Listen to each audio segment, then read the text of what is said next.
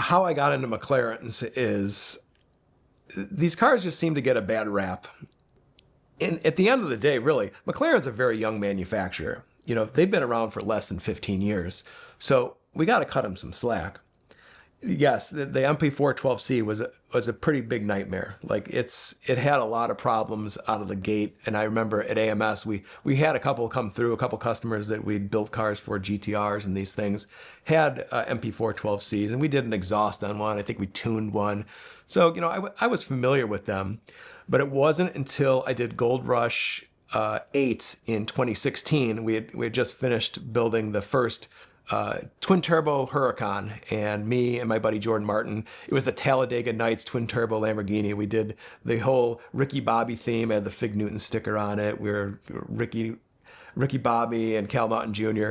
And this was my first foray into a really big exotic car rally.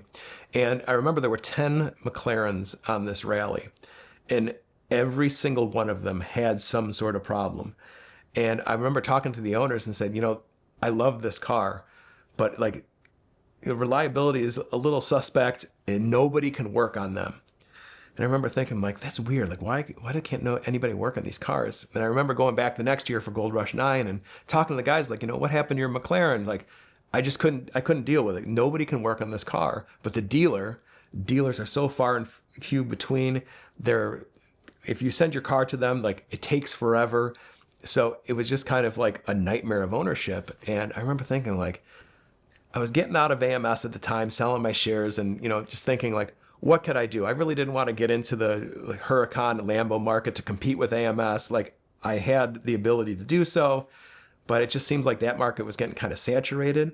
And I started looking around and nobody specialized in McLarens.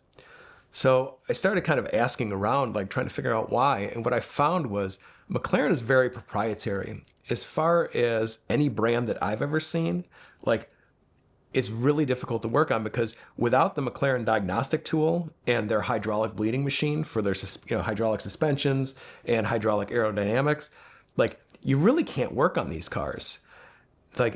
For Lambos and Porsches and Audis and these kind of cars, Mercedes, you can get knockoff diagnostic tools pretty easily. But there is no cost-effective way to get a diagnostic tool. And realistically, you need the McLaren diagnostic tool to really work on these cars. We see these cars all the time come in they're 1,000 days overdue on their service. People can change the oil, but you can't even reset the oil change reminder without the McLaren MDS. It is completely ridiculous. And the thing is McLaren is not going to sell you this. And they're not going to sell you the hydraulic bleeding machine. So it's kind of a fun little game to find one. It's not something that's really accessible. McLaren is a British supercar. So, British cars in general are not known for reliability, right? So, that's amplified a little bit. But realistically, at the end of the day, they're actually not as bad as people make them out to be. Probably the biggest failure that people talk about is the suspension accumulators.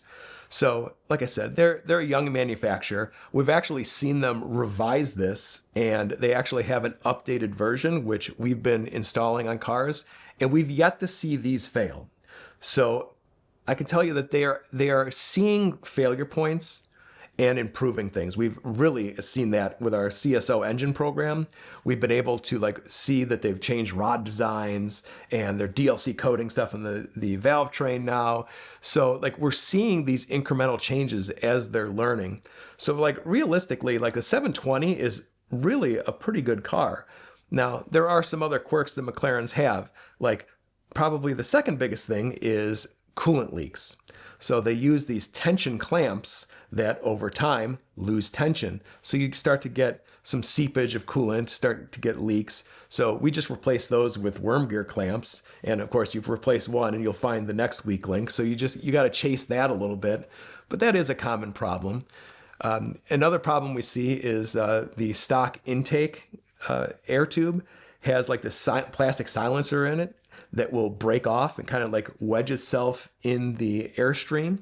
So that obviously will cut power, and in some extreme cases will make contact with the compressor wheel. That's not super common, but it's easy. You replace that with a silicone tube that the Pure Turbo makes. So it's actually pretty easy to solve.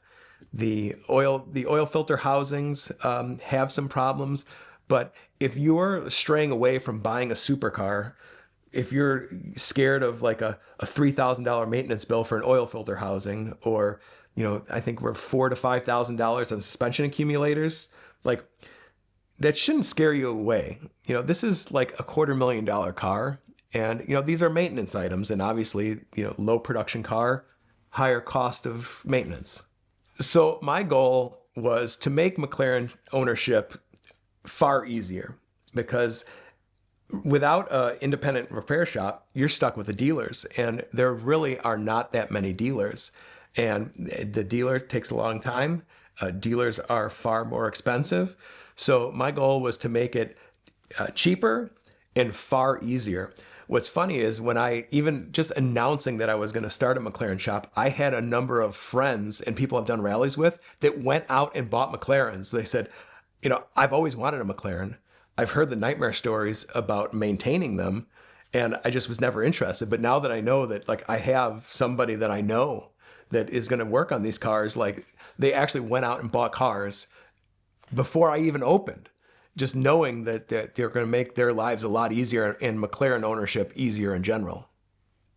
The other problem that I hear a lot of complaints about is sending your car in for service, that it takes a long time, which, like, I really don't understand. Like, if you called me for an annual service, like, if you drop it off in the morning, like, I'll have it done at the end of the day. Like, I don't want to sit on your car. I want to get cars in and out. I want to see the owners enjoying their car, not having it in for service.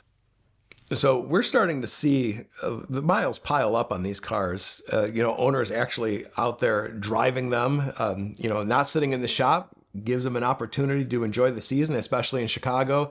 We've only got half the year to enjoy these cars, so no sense in having them sit in my shop. And our customers are out there, enjoying the cars while they can. One of the biggest problems I see with McLarens is these like cheap off-the-shelf tunes. And this was shocking, really, getting into the supercar game and the luxury car game. I was used to the imports, and when you're tuning imports, we've got the cars on a dyno and we're data logging them, making sure everything's safe, and like really fine tuning these cars. And a lot of places say they do custom in-house tuning and all of this, but realistically, there are so many cars that are getting tuned at maybe like a wrap shop or some like automotive custom shop that's, putting on body kits. They don't even have a dyno. So they're just like flashing in a generic tune. And what we see is when we've put these cars on our dyno is they're like fully maxing out boost. They're detonating. Like, these are dangerous conditions. And it just blows my mind that, like, in the supercar world where you have engines that are super expensive, cars that are super expensive, that it's, people aren't out there like being safe with this tune. So my advice is, like, realistically, like, buying a tuned McLaren, like, absolutely do a PPI beforehand. Something that happens a lot at our shop is we'll end up with a car, like a problem car that's been to a lot of shops or maybe had some questionable work done. A lot of times I see like cars that they have been wrapped or have like these carbon fiber add-on body kits that are scary to say the least. These cars, very specific bolt lengths. We've seen cars that they've been taken apart and put back together with the wrong bolts in the wrong spots, bolts like coming through the body, these carbon fiber side skirts and stuff, like wood screws, like some pretty scary stuff, which is kind of alarming, to be honest with you, that there's kind of a car of this stature with this poor workmanship is kind of scary.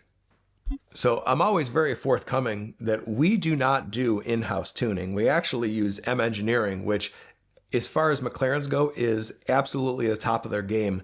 Actually, Mitch, the owner and founder, used to work for me at AMS Performance, and we had hired him to kind of develop the whole AMG and Audi program for tuning back in the day. So we've always worked together. He ended up going out on his own and hacking into this McLaren computer, and he's got some pretty amazing features that nobody else on the market has. None of these cheap tunes or anybody. He's actually figured out how to do map switching, so he's able to tune the car on 91, 93, 100 octane, whatever kind of fuel, valet maps. He's actually figured out how to do a rolling anti-lag, which is kind of like a launch from a 40-mile-an-hour roll, all with the factory computer. And every car we tune is done on our dyno, where we data log the car on a base file, send the information, get another file. So every car we do is actually custom tuned by M Engineering and is absolutely the safest and most power you can make. So McLarens are a little quirky in some aspects, but they're not going to leave you stranded.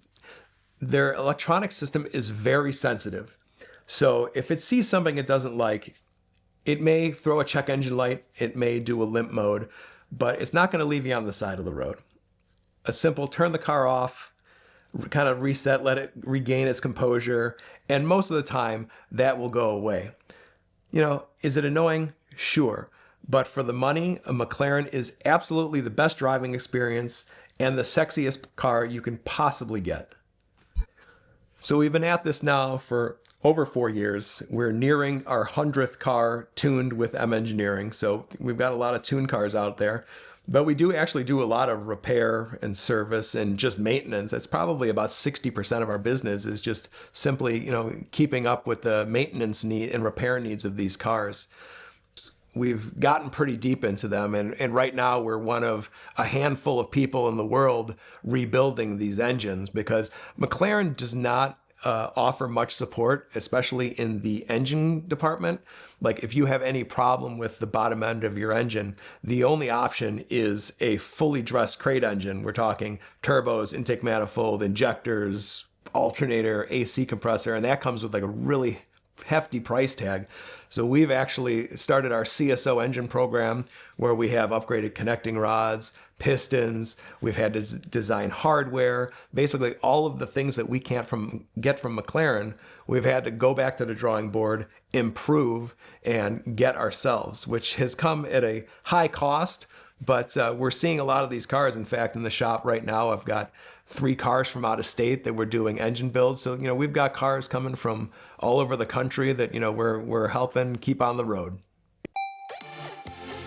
I'm at the Lars Anderson Auto Museum, home of America's oldest car collection, and they are holding a sweepstakes where one of you is going to win this Porsche 992. You can enter at the link in the description below, and you will have an amazing car, but much more importantly, you'll be helping keep America's car culture alive. The Lars Anderson Auto Museum is the hub of New England car culture, and that is why every week here on the grounds, there's something amazing happening. So if you're in the Boston area, come say hey, and either way, enter to win this thing, because it's awesome.